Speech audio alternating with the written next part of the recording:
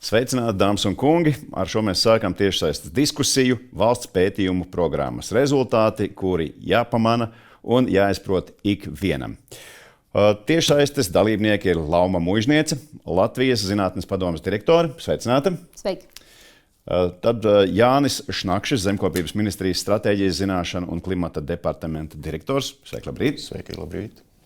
Elīna Petersone, Ekonomikas ministrijas uzņēmējdarbības konkurētspējas departamenta direktore. Sveicināti! Labrīt! Un Laura Boltāne, Veselības ministrijas stratēģiskās plānošanas un gatavības departamenta direktora vietniece. Labrīt! Sveicināti! Sveicināti, dāmas un kungi! Sveicināti, cienījamie skatītāji! Šodien mēs noskaidrosim, kāpēc zinātne mums ir svarīga un kāpēc tai būtu jābūt svarīgai pilnīgi visai Latvijas sabiedrībai.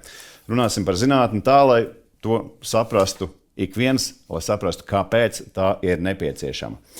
Un, lai mēs būtu uz viena viļņa un, kā mēdz tautā teikt, uz vienas lapas puses, kas ir valsts pētījuma programma, un šis jautājums ir, es domāju, ka uzreiz tev, Lauma.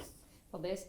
Valsts pētījuma programmas ir valsts finansētas pētījuma programmas, kuras darbojas pēc principa vajadzība risinājums. Tātad valstī, nozara ministrijām ir iespēja definēt savas vajadzības, kā labāk īstenot savu rīcību politiku, izvirzīt to, kādus risinājumus praktiskus vajag vai nu nozarei kopumā vai pašai ministrijai, piemēram, kā rīkus, ko izmantot. Lūk, un tad definējot šīs vajadzības, talkā nāk zinātnieki, kuri piedāvā risinājumus, un tad palīdz to jau īstenot jau tādā praktiskā formā. Ja es pareizi saprotu, ministrijas ir tās, kas izdomā, mums vajadzētu izdomāt to vai citu problēmu, vai citas problēmas risinājumu, vai kā efektīvāk strādāt, vai viedāk, kā mūsdienās saka, un jūs esat tie, kas šīs problēmas risina. Jā, sadarbībā. Tātad gan ministrijas, gan zinātnieki, un tad Latvijas Zinātnes padome ir šo programmu administrators. Un kā notiek tas problēmas izpratne, piemēram, Zemkopības ministrijā? Kā jūs saprotat, kurā ir šī problēma, ko mēs tagad risināsim, kāds būs tas plāns, kā mēs ar Laumu runāsim un Laumas departamentu, lai mēs nonāktu pie risinājuma problēmā X? Jā, paldies. Vispirms jāsaka Latvijas Zinātnes padomē, ka vispār ir radīts tāds instruments un ir iespēja šādas programmas veikt, īstenot. Mums šī perioda programma ir pēc ilgāka pārtraukuma. Un tas, kā mēs identificējam problēmas, tad mums viņas bija sakrājušās, jau var teikt, tādā rindā pašiem ministrijai, arī no nozares nāca vajadzības, kādas būtu jārisina. Un līdz ar to mums tos problēmu jautājumus atrast nebija apgrūtinoši. Mēs viņus diezgan viegli identificējam.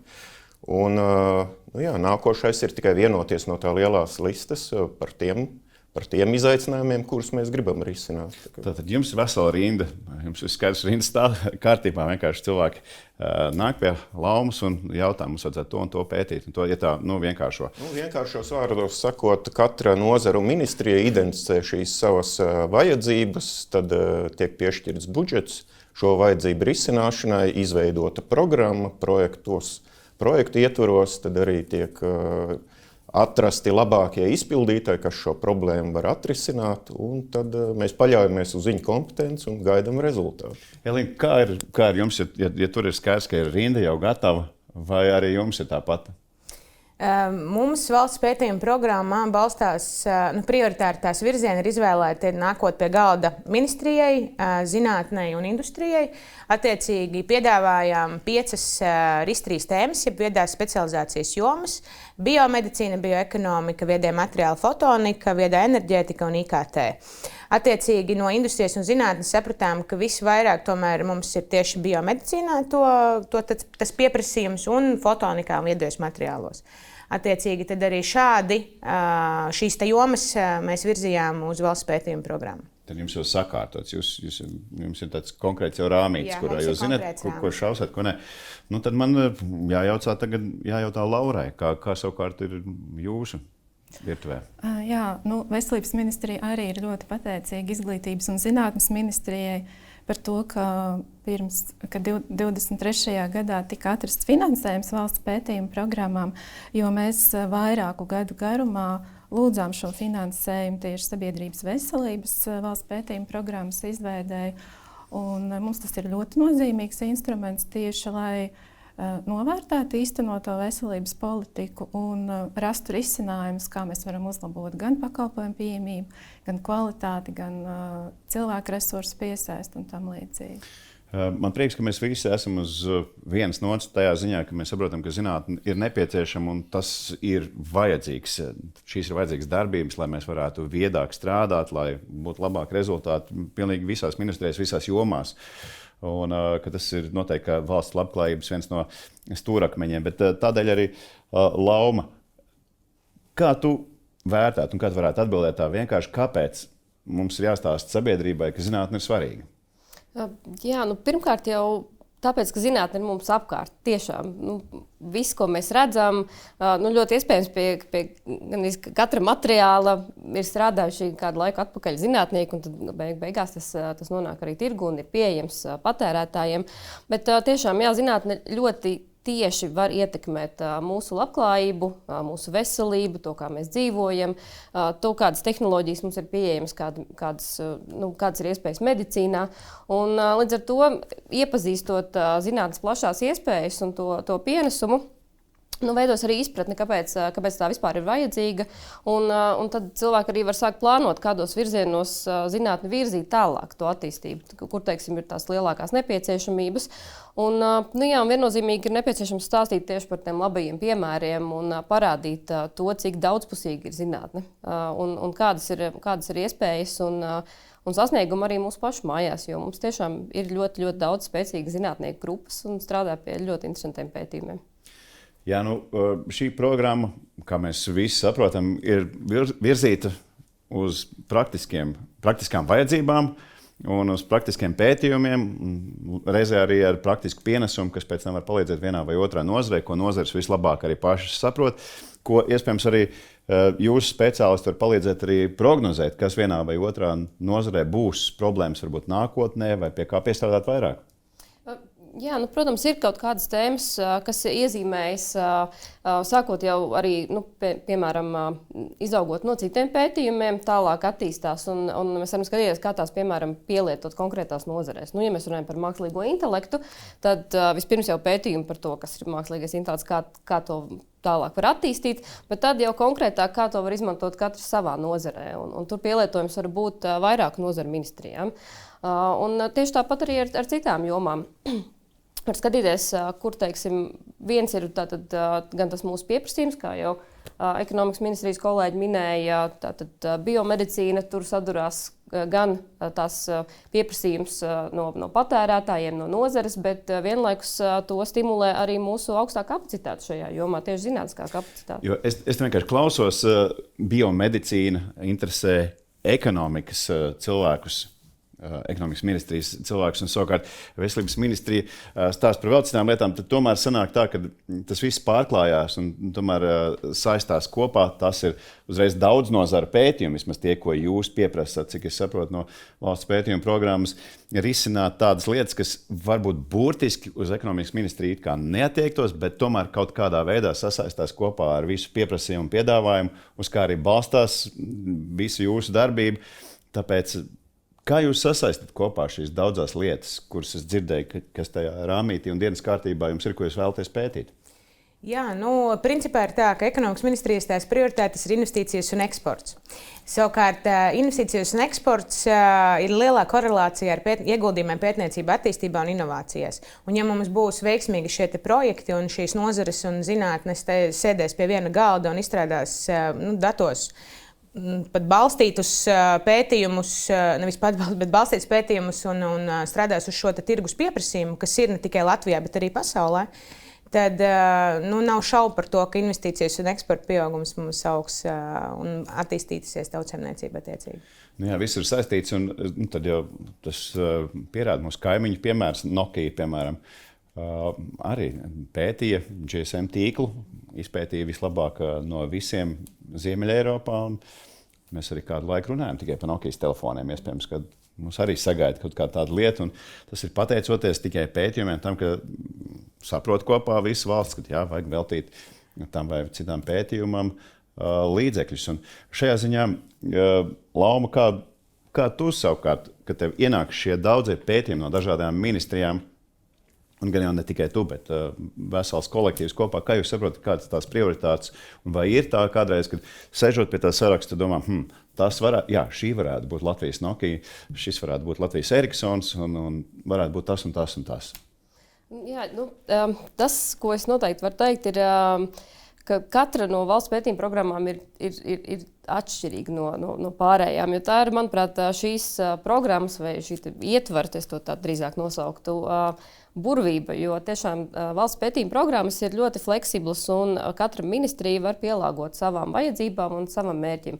Un līdz ar to tās programmas būtībā pilda arī ļoti dažādus uzdevumus. Vienlīdz vienojošais uzdevums, protams, ir risināt nozares problēmu, bet tos var risināt dažādos veidos. Kā piemēram, redzot, ekonomikas ministrijas uzstādījums ir pilnīgi atšķirīgs no citu ministriju, jo tas savukārt ir par kopienas radīšanu un būtībā par jauna instrumenta vai platformas radīšanu, kur neskatoties uz tematisko ievirzi, mēs stimulējam tieši zinātnieku un industrijas sadarbību. Tas vairāk ir par validāciju to, kā šis mehānisms vispār strādā. Savukārt Veselības ministrijā un Zemkopības ministrijā mēs risinām jau konkrētas problēmas ar konkrētu izpēti. Tāpat aizsardzības inovāciju valsts pētījuma programmā bija konkrēti jau produkti. Līdz ar to, protams, gala uzdevumus nosaka ministrijas, kas ir tas, kāds pienesums valsts pētījuma programmai ir jānes, bet vienmēr ir ļoti svarīgi atcerēties arī pēc tam, vai pretī ir kapacitāte, kas to varēs izdarīt, lai šie uzdevumi ir sabalansēti kopā ar tām spējām, kas, lai ambīcijas nebūtu pārāk augstas, bet tomēr varētu izdarīt reāls izveidot praktiskus risinājumus. Par praktiskiem risinājumiem runājot, Jāni, es dabūju apbraukāt diezgan daudz zemnieku šajā gadā, un es sapratu, ka zinātne zemniekiem palīdz, viņi ieklausās, viņi seko līdzi tam, kas notiek pasaulē, seko līdzi pētījumiem, jo diezgan daudz latviešu zemnieku saprot, mēs nevaram pa vecam, mēs gribam pa jaunam, gribam vairāk pelnīt, gribam viedāk šo visu darīt. Es esmu bijis, ja nemaldos, 4 vietās, kur cilvēki darbojās kūtī ar robotiem. Slaucējis, ka tādas nav arī aparātu, ir tikai roboti. Tagad cilvēki ieklausās tajā visā. Un kā tev šī sadarbība ir ar zemniekiem un reizē ar zinātni? Kā tas viss sajiet kopā? Kā jūs saprotat, kurās no šīm interesēm ir jāsūta? Jā, patiesībā jāsaka, lauksaimniecība, pārtiks ražošana ir viena no regulētākajām nozarēm Eiropā. Tur ir milzīgi daudz normatīvu aktu, jo tas skar arī cilvēka veselību un pārtika kopumā skar cilvēku kopienu. Mums ir daudz sadarbības partneri, kuri apvienojušies arī nozaru organizācijās, un mēs praktiski gan likumdošanas arī regulējumus, gan arī šādas pētījuma aktivitātes mēs cenšamies un skaņojam ar nozaru pārstāvjiem, un viņiem arī varbūt tādās caur nozaru organizācijām ir tāds plašāks viedoklis par to, kas ir nepieciešams. Mums nav jākonsultējas ar katru atsevišķu lauksaimnieku vai ražotāju.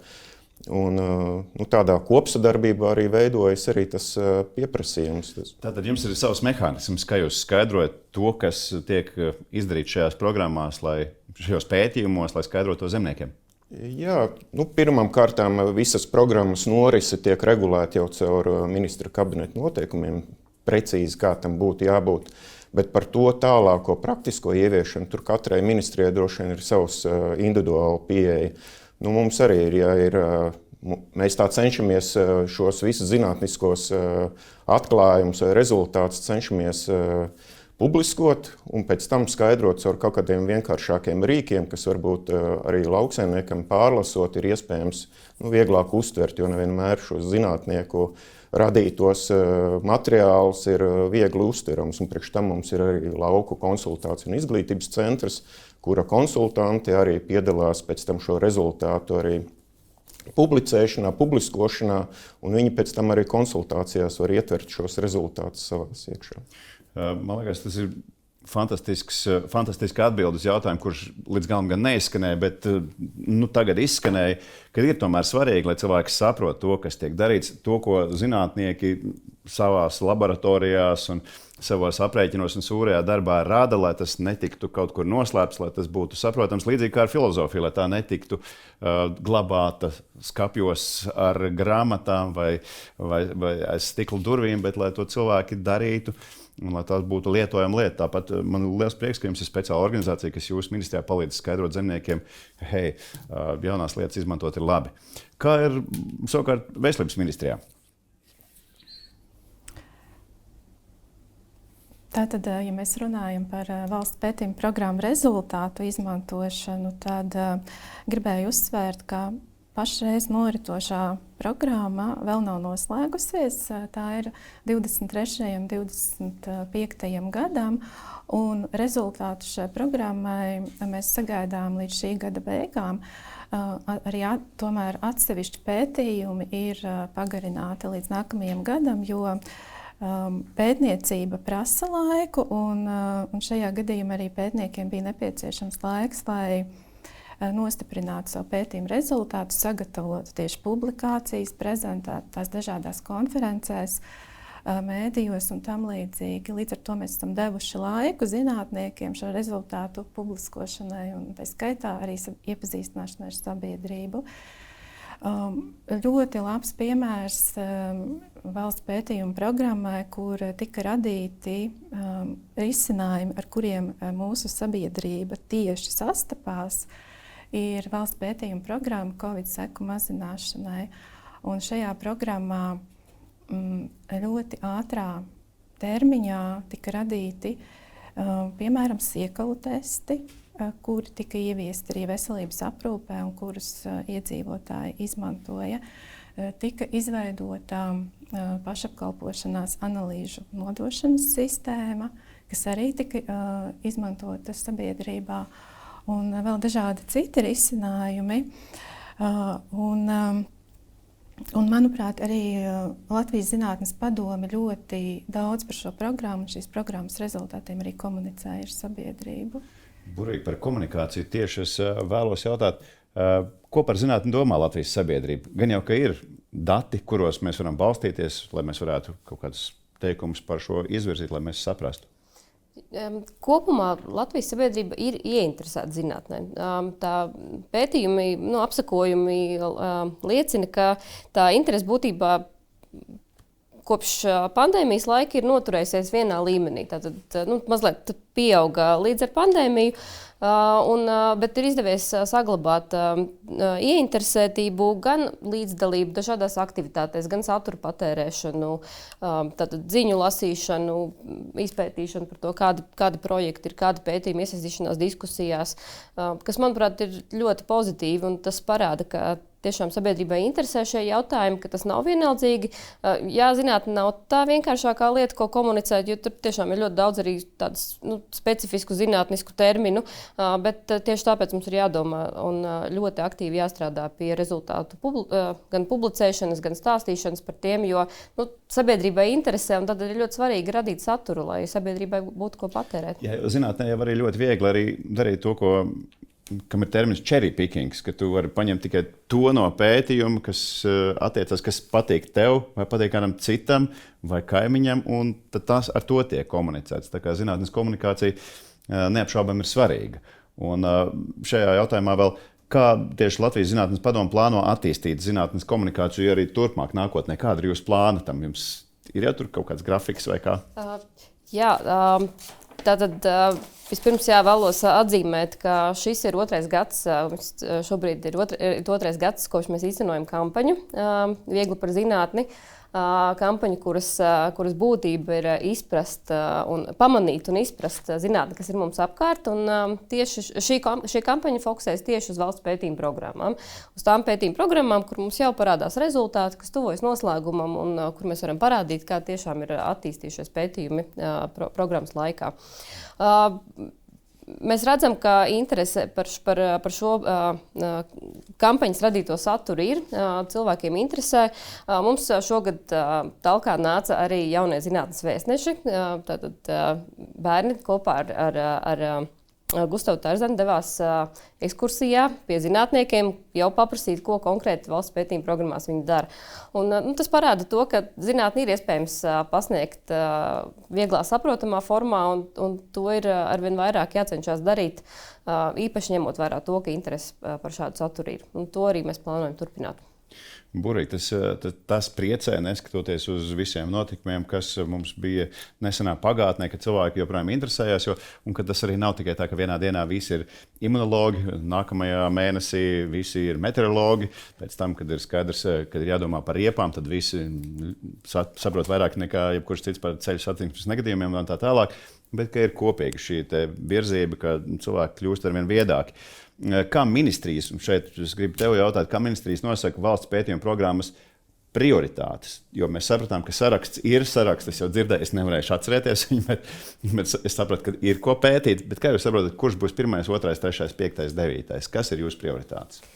Tās prioritātes jau ir iezīmējās šajās 5 RIS3 jomās, ja 5 specializācijas jomās, kā jau es arī minēju iepriekš. Un patiešām iepriekš mums jau ir 2. valsts pētījuma programma, par to mazliet vēlāk, bet 1. valsts pētījuma programmā patiešām mēs sēdējām pie viena galda, man kolēģi to gan darīja, kopā ar zinātniekiem, ar universitāšu un institūtu pārstāvjiem, ar nozares speciālistiem.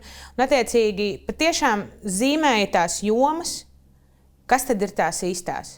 Un tad jau, kā es minēju, nonācām pie šī rezultāta, ka biomedicīna ir viena no tām jomām, jo tā kā vairāk, neteiksim, piederīga ekonomikas ministrijai, bet tur ir visplašākās iespējas. Un tā arī ir mums ļoti aktuāla tēma valstī un arī ļoti augsts komercializācijas potenciāls. Un otra ir fotonika un viedie materiāli, kur arī ir šī būvniecības tehnikas, arī tajā skaitā viss ar viediem materiāliem. Tā mēs arī sapratām, ka šīs 2 jomas, jo bioekonomika vairāk tā kā ir zemkopības ministrijai, IKT savukārt ir ļoti plaši, tur varbūt arī varam, tā kā, jā. Jā, es saprotu, jo gan jau, ka tās jomas ir daudz, un tas saraksts ir stipri plašāks nekā mēs dzirdējām, un tad sanāk kopā tāpā un domā, ar ko tad sāksim. Parasti tā ir ne tikai ministrijās, bet arī ģimenēs vienkārši, ko tad mēs ēdīsim vakariņās, ko brokastīs un tā tālāk. Tā kā, jā, es saprotu, ka jūs diversificējat to, ko visvieglāk var darīt, ka jūs redzat, kuram būs visātrākā atdeve, kuram ir iespējams potenciāls nākotnē, kur tiešām varēs arī komercializēt. Kā jūsu ministrija savukārt, Jāni, kā jūs nodrošināt sadarbību ar zinātniekiem un uzņēmējiem, lai tas darbotos tā, ka vīri uz lauka saprot, ka ir jāklausās laumas cilvēku padomos? Ja, kopumā zinātnē ir dažādas iespējas vispār un dažāda veida projekti. Ir gan projekti, mums pašiem ministrijai ir arī tāds sadarbības projekts, kur tas iniciators ir tieši šis uzņēmējs vai lauksaimnieks, ražotājs, un viņš pieaicina zinātnieku klāt, lai risinātu to savu konkrēto problēmu. Valsts pētījuma programmā šeit varbūt ir nedaudz plašāks tā vispār pieeja vai filozofija, tad šeit tiek risināts problēmas gan ne tikai lauksaimniekam vai pārtiks ražotājiem vai mežoniekam svarīgas problēmas, bet šeit tiek risināts arī nozares politikas veidošanai nozīmīgas problēmas. Kā jau es minēju, mūsu ministrijas nozares ir viens no regulētākajām Eiropas Savienībā, līdz ar to, lai argumentētu šo savu nacionālo nostāju vispār, tad mums tas zinātniskā bāze ir ļoti svarīga, jo ierēdniecība nevienmēr Briselē arī uztver kā tādu patiesību, tas vairāk varbūt kā argumentācija.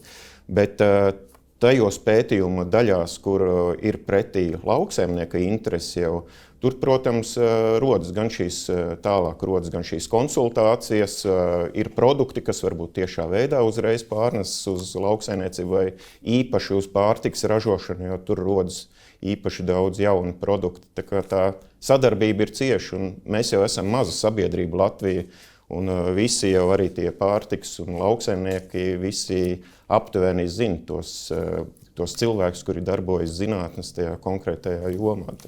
Pašlaik ir tā, ka šie pētījumi reāli ir palīdzējuši skaidrošanai, kā tu teici, Briselē, lai arī funkcionāri saprastu, kas te notiek un kāpēc mēs gribam viens vai citas regulas mainīt? Jā, mums līdzīgi, varbūt kā veselības ministrija minēja, mums šī ir pēc ilgāka pārtraukuma šī esošā, kas mums šobrīd notiek jauna programma, viņa arī tūlīt tikai noslēgsies.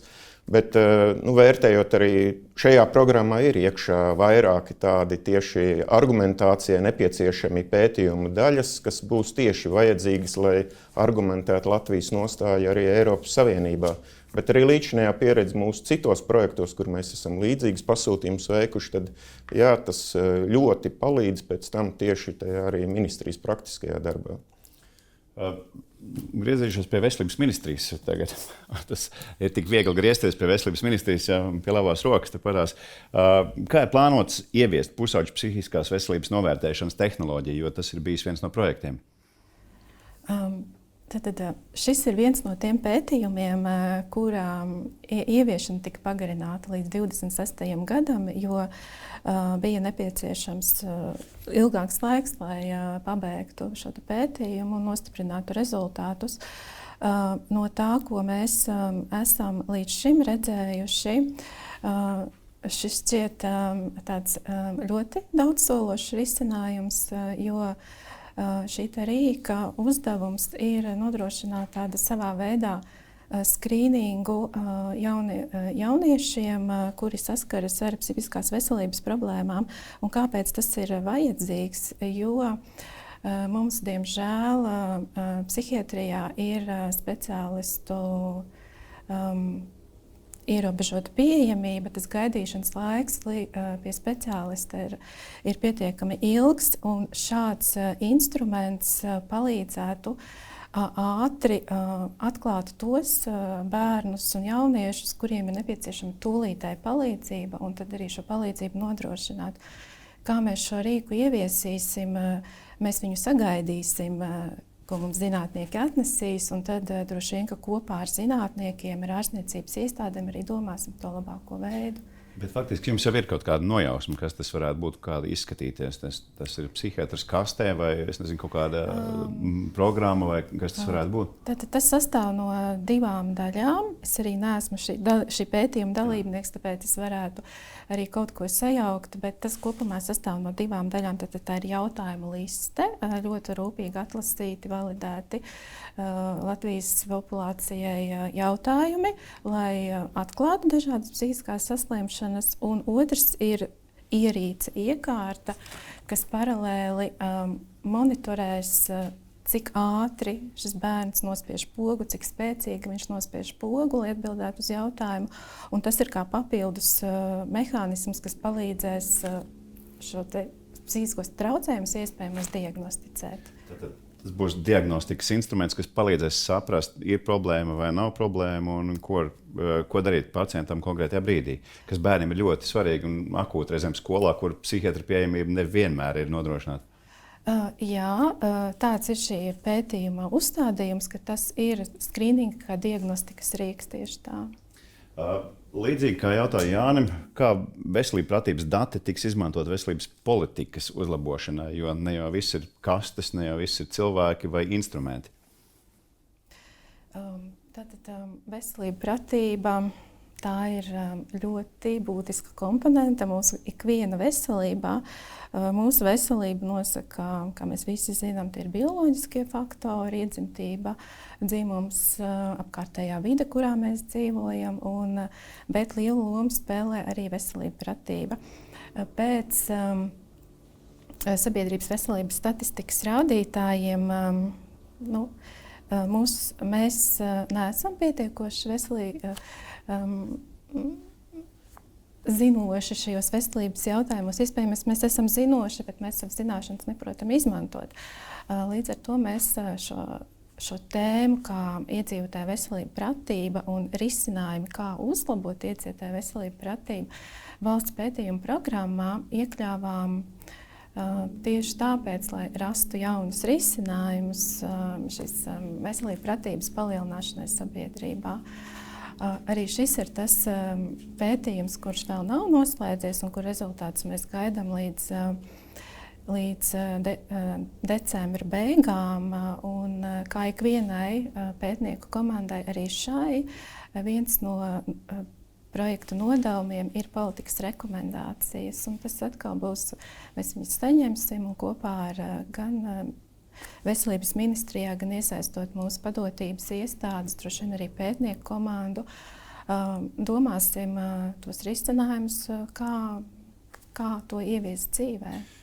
Jā, cerēsim uz to labāko. Decembris jau tūlītās arī būs galā, tad cerēsim, ka arī programma būs skaidra un vismaz jūs redzēsiet, ko tas ir izpētījuši šie pētnieki, kas tur galā, jo pat labāk pēc Pasaules veselības organizācijas datiem, tas stāvoklis nav ļoti spīdīgs un varētu būt, ka tiešām palīdz kaut kāds pētījums izpētīt un saprast, kā Latvijai beidzot no pēdējās vietas pavirzīties augstāk un tiešām kļūt veselākiem. Iespējams, mēs nemākam vai nezinām, vai gēni, vai vēl kaut kas, un tad to mēs arī cerams, ka saņemsim šo informāciju. Tāds arī visai Latvijai, kad pēc decembra mēs kļūsim kaut vai daļai veselāki. Lau, kā tu skaties uz to, ko tu arī šodien dzirdi, ko katra ministrija, katra nozari, kā vēršas pie tevis un ko tu saskati tajā visā, kas no tā tiek pētīts, kas no tā tiek realizēts, kāda ir nākotne katram pētījumam, vai tev ir kāda jau nojausma par vienu vai otru vai piekto pētījumu, ka tam būs kaut kāda nākotne, vai nebūs nākotne, vai to izmantos vai neizmantos, vai tev ir nojausma par to. Kaut gan nojausma zinātniekiem prasīt, es zinu, tas var padarīt jūs trakus. Jā, pilnīgi piekrītu. Man liekas, tas būtiskākais novērojums, un tas ir tas, ko es gribētu, man gribētos, lai redz arī sabiedrība un tie, kuriem interesē zinātnes saturs, ir tas, ka ar zinātnes palīdzību var atrisināt ļoti daudz un dažādas problēmas, un tās problēmas var izsināt teju ar katru zinātnes nozari. Mēs varam atrast piemērus ne tikai pārtikas tehnoloģijās, kas bija pieminētas, vai elektroniskās planšetēs, bet arī valodu tehnoloģijās, kas ir ļoti svarīgi. Un, šīs tēmas, katrai tēmai būs arī mazliet varbūt savs pienesums. Cita būs vairāk vērsta tieši uz komerciālu produktu radīšanu, kā ekonomikas ministrijas gadījumā. Tur tiešām mēs sagaidām, ka būs, ja ne virkne, jau gatavu prototipu, bet kā minimums saprast, vai šis te mehānisms tādu platformu ieviešanu, kur ļoti dinamiskā veidā satiekas zinātnieku grupas strādā, bet arī daudz plašāks pienesums. Mēs vispār attīstīsim kaut kādas zinātnieku kopienas noteiktās jomās. Un, ļoti bieži mēs daudz runājam par prioritātēm un arī kā prioritātes noteikt vispār, bet es teiktu, ka prioritātes savā ziņā ļoti ietekmē arī tā kapacitāte, kāda ir, jo augstāka mums būs zinātniskā kapacitāte, jo vairāk iespēja būs vērsties pie zinātniekiem, un arī tās iespējas reiz būs daudz plašākas. Un tas dialogs, par kuru mēs arī runājam, un tieši jūs īpaši uzsvērāt, ka ir ļoti svarīgi nodrošināt dialogu, tas tiešām ir kritiski, manuprāt, ir tāpēc jāsarunājas, un ļoti labi, ka arī tiek patērēts zinātnes saturs, jo tad mēs varam uzzināt, kādas iespējas zinātnieki piedāvā, un kā tad mēs varam ar viņu palīdzību tās problēmas risināt. Un arī uzreiz varam kaut kādā veidā prognozēt, kas tad nākotnē no tā viss varētu sanākt. Jā, iespējams, tieši arī būtu nepieciešams arī komunikācijas zinātnieku iesaiste, ja jau komunikācija ir nepieciešama un ja jau mēs darbojamies starp nozarēm tieši, kā es saprotu, tieši šajos pētījumos tas arī notiek, jo mēs pētam, ekonomikas ministrija pēta fotoniku, jā. Kas tieši nav saistīti vispār tādā manā izpratnē ar bankām, vai kas uzreiz liekas asociācijas. Es saprotu, ka tas viss ir ļoti saistīts. Un, arī katra no ministrijām viena pēta politiku, viena pēta savukārt ietekmi, kas varētu būt uz jauniešiem. Tie ir tādi jautājumi, uz kuriem jāatbild ilgstošā procesā, un tāpēc ir ļoti, ļoti daudz kustīgu objektu, kas ir jāsasaista kopā, ar kuriem jākomunicē. Un šajā ziņā kā ir, atkal tev jājautā, Lauma, kā ir vai nozares pārstāvji, praktiķi, piemēram, es nezinu, kombaina vadītājs vai ministrs, vai praktiķi ir iesaistīti valsts pētījuma programmas zinātnieku darbā? Šajā gadījumā ir ļoti svarīgi, kāds dialogs ir nozares ministrijai būtībā ministrijai ar savu nozari. Kāds ir tas dialogs, jo tādā veidā pirmkārt tiek identificētas tās vajadzības.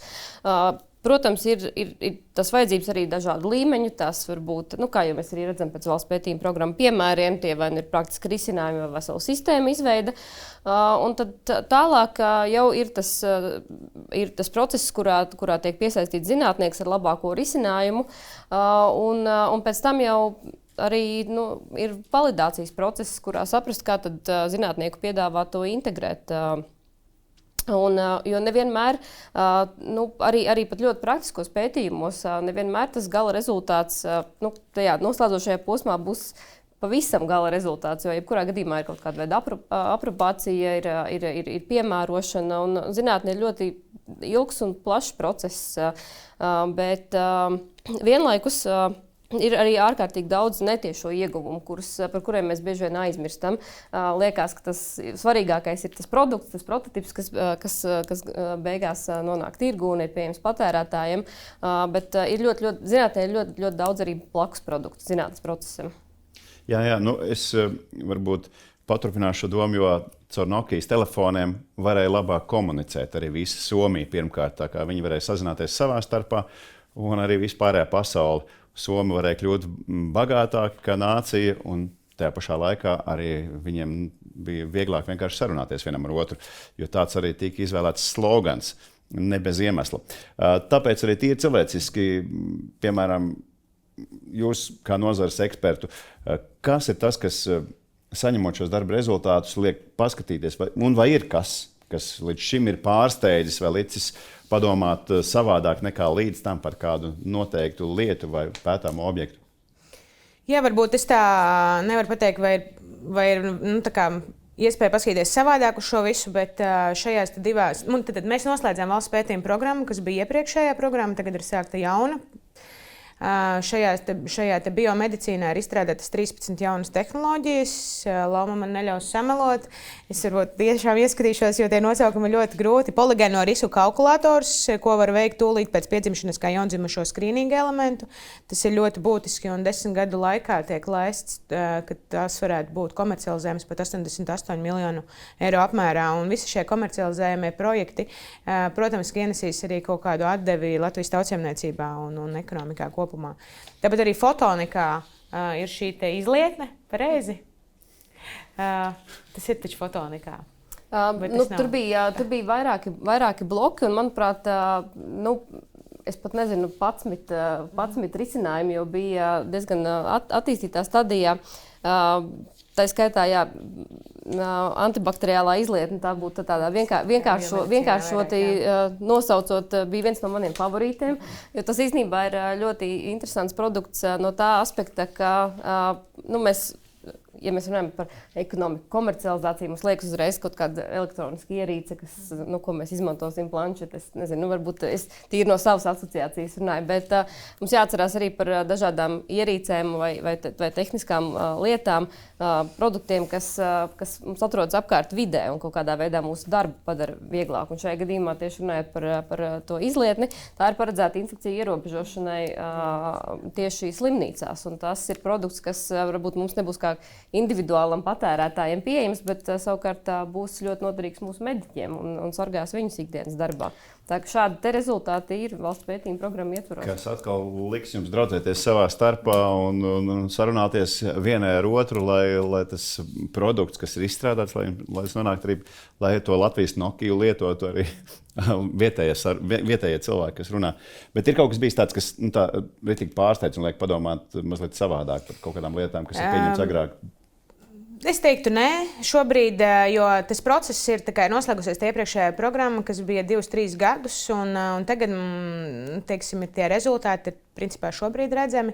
Tas, kas ir būtiski, ka šajās programmās tiek izstrādāti tiešām datos balstīti lēmumi, tie pētījumi, un arī pie šīs Zolotūdas traģēdiju iespēdojoties arī ir veikti arī dažādi pētījumi saistībā ar asfaltu betonu un vispār kopumā betonu konstrukcijām, gan sistēmu pārbaudi vai tam līdzīgi. Tad, ja šie projekti tiks arī komercializēti, tad viņi viennozīmīgi atvieglos kaut kādu darbu arī tiem, kas iet visādās pārbaudēs, darba drošībai un arī vispār kopumā cilvēku labklājības uzlabošanai. Tā kā viss tā.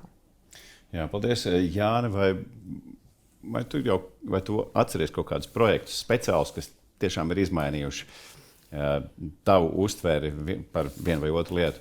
Jā, paldies par šo jautājumu. Patiesībā arī gribēju papildināt. Kolēģis, kā es minēju iepriekš, mūsu valsts pētījuma programma sastāv no 2 daļām. Viena ir vairāk lauksaimniecība pārtika, otra ir meža daļa ar meža produktiem. Un arī un šobrīd šī meža projekta ietvaros tiek izstrādāts arī, runājot par starpdisciplinaritāti, tad tiek izstrādāts arī tāds kaulu implanti no koksnes materiāliem patiesībā. Un tas likās vispār neticami, kad arī šādi materiāli var būt medicīnā izmantoti. Un jā, mums tas meža projektā galvenais partneris mums ir Valsts zinātniskais institūts, Koksnes ķīmijas institūts.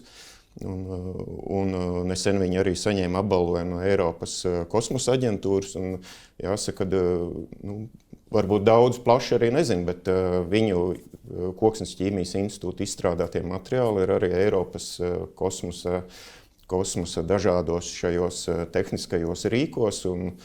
Un tie visi ir dabisks izcelsmes materiāli. Tas, kas iepriekš tika minēts, zināšanās balstīta bioekonomika.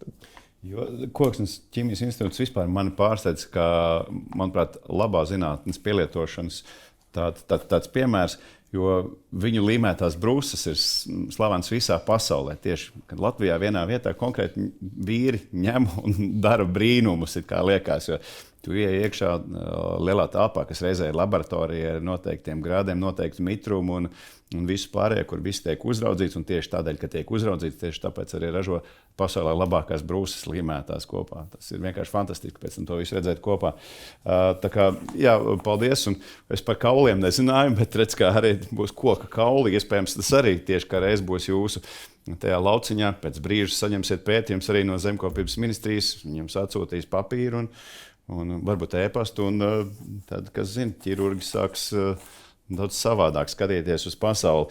Bet ja mēs esam runājuši par to, ko pētīt, kādas ir prioritātes, kā tās tiek izvirzītas, jo tas var būt dažādas, kā mēs sapratām. Varbūt koka kauli, varbūt politika, varbūt regulu, dažādas skaidrojošas lietas vai dati, vai tas ir to fotoniku, ko es vispār nesapratu, godīgi sakot, kas tur tiek pētīts, bet noteikti, ja jau ekonomikas ministrija, tad jau tam ir finansiāls pamats, tāpēc to pētīt noteikti vajag, jo, ja es kaut ko izvirzītu pētīt, es nezinu, vai tas nestu naudu, jums ir tomēr vairāk informācijas par to, ka tas varētu būt vismaz nākotnē finansiāli vērtīgs. Tāpēc pāriesim pie tā, kad mēs zinām, ka ir kaut kādi rezultāti, kaut kas tiek izpētīts. Jūsu gadījumā vēl jāgaida līdz decembrim, tūlīt pat būs 2 pētījumi, bet kad mēs zinām šos rezultātus, lielais jautājums ir, kas notiek tālāk? Lauma, kas notiek tālāk? Jā, es gribēju uzreiz, kā dzirdēju, piebildi jāgaida līdz decembrim, un tad mēs redzēsim. Jā, tā zinātnes sarežģītā daļa, kas arī nepalīdz komunikācijai, ir ārkārtīgi ilgais process. Jo zinātne tiešām, ir gadījumi, protams, kad viss sakrīt tā kā plānots, viss norit kā pa diedziņu un rezultāts ir ātri, bet būtībā zinātne ir ļoti laikietilpīgs process. Un arī pat šie pētījumi, atkarīgs kā kurā valsts pētījuma programmā, protams, tās jau ir daudz tuvāk tirgumu, jo kā jau minēju pašā sākumā, tad tās ir uz vajadzību balstītas programmas, tad arī jau konkrētu vajadzību. Bet tāpat nevienmēr var prognozēt, kā būs ar to reālo produktu ieviešanu.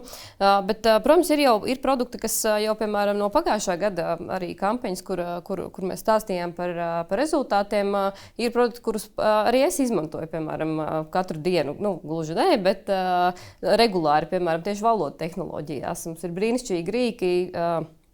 Zinātnieki ir izstrādājuši transkribēšanas rīkus, kas tieši arī, piemēram, žurnālistiem vai tiem, kuriem sapulces jāprotokolē, ir brīnišķīgi.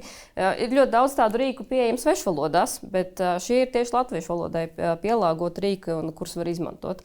Es uzreiz pieļauju, ka iejaucos, bet kas ir šie rīki, lai mēs visi varam pierakstīt, jo iespējams man arī palīdzētu? Jā, tātad rīka nosaukums ir Latte.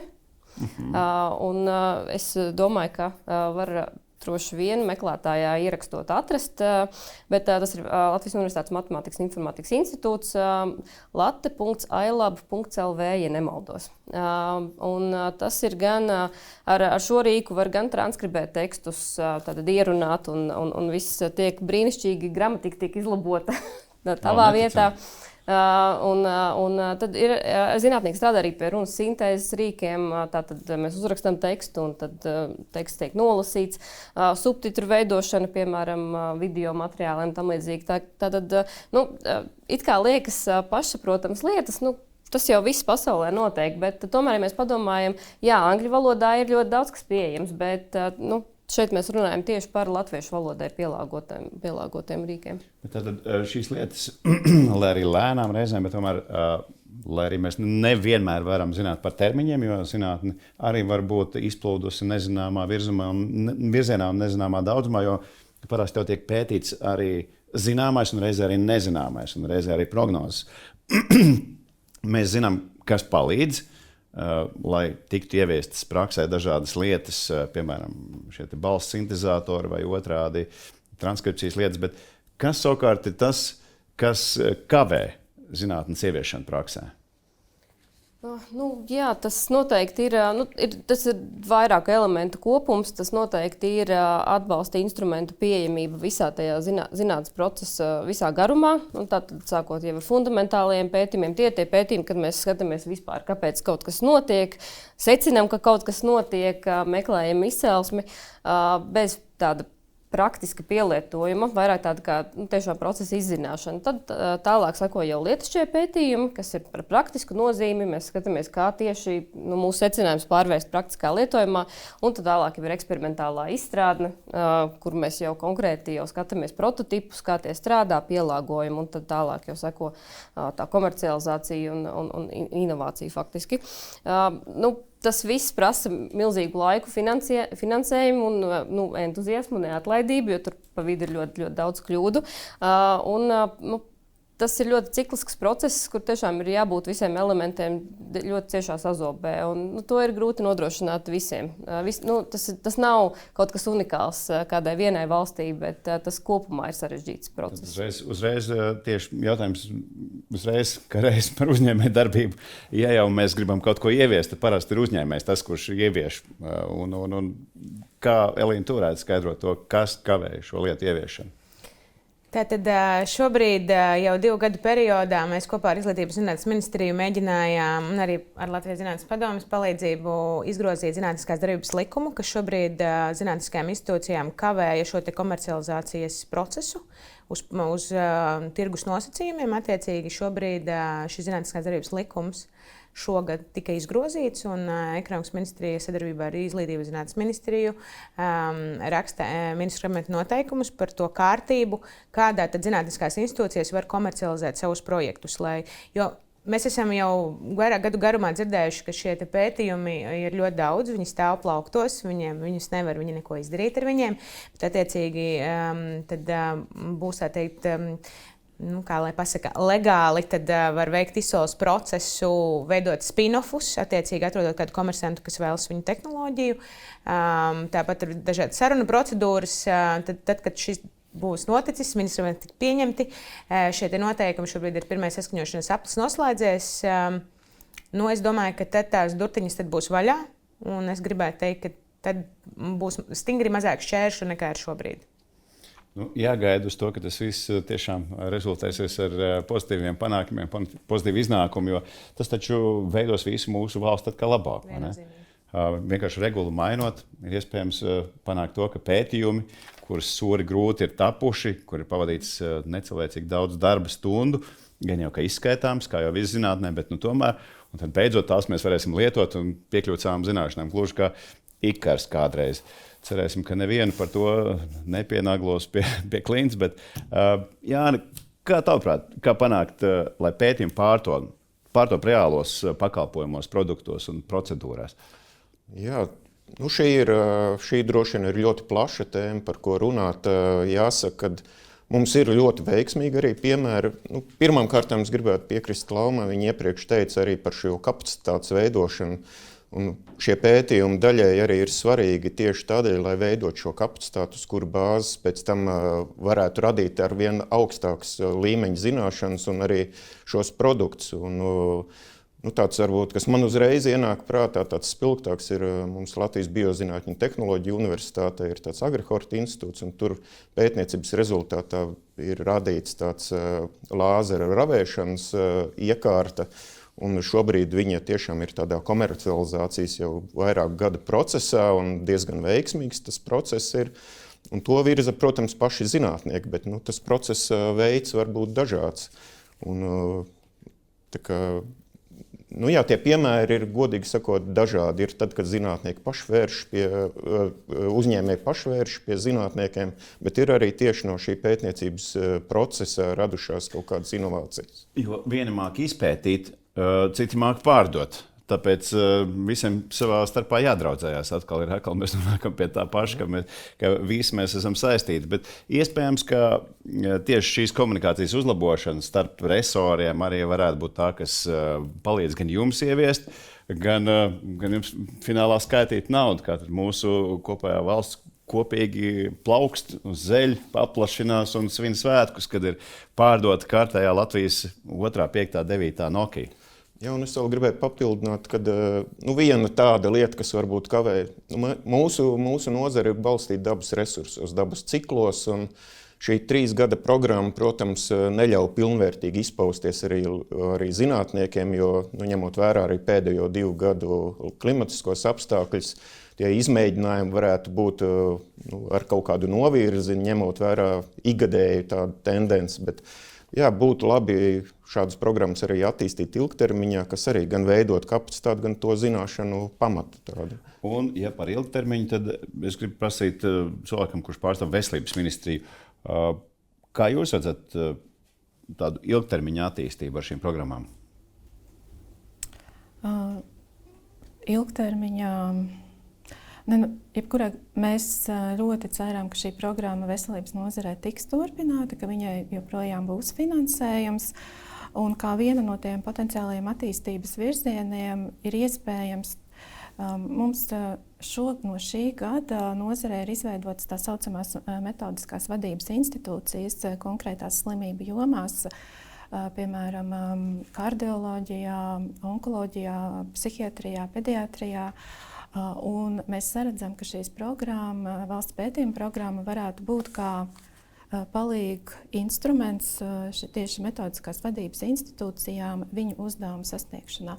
Jo metodiskās vadības institūcija tas galvenais uzdevums ir piedāvāt risinājumus dažādus, kā uzlabot pakalpojumu pieejamību, kvalitāti un pētnieciskais aspekts ir ļoti svarīgs. Līdz ar to šis būtu viens no tiem attīstības virzieniem, sinerģija, sadarbība kopā ar metodiskās vadības institūcijām. Tad jums būs metodiskās vadības institūcija, tas būs tāda kā vieta, kas palīdz to visu ieviest, ko jūs saņemat no pētījumiem?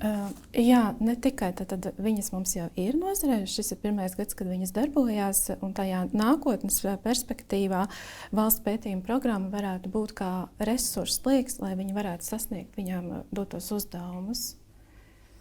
Jā, liels paldies. Interesanti. Varbūt, ka Lauma ir jāņem piemērs. Varbūt, ka jums arī vajag savu tādu metodoloģijas vietni. Es nezinu, varbūt ir, kas palīdz Zemkopības ministrijā, piemēram, ieviest šos pētījumus. Kaut gan jums ir tie, kas apzinā un lauku izglītības centrs, kas jau faktiski dara šo metodoloģisko funkciju, kas palīdz ieviest, vai ne? Jā, viņi skaidri, praktiski tā lauku konsultāciju centra idejiskā doma ir, kad viņi pārnes šo zinātnes valodā pasniegto materiālu, pārtulko praktiski piemērojumā un to stāsta konsultācijās. Tas ir vairāk par tādiem zināšanu pārnes, vairāk ir runa ne par produktu pārnes, bet tieši par zināšanu pārnes, pārtulkot zinātnes sniegto informāciju tādā visiem saprotamākā valodā.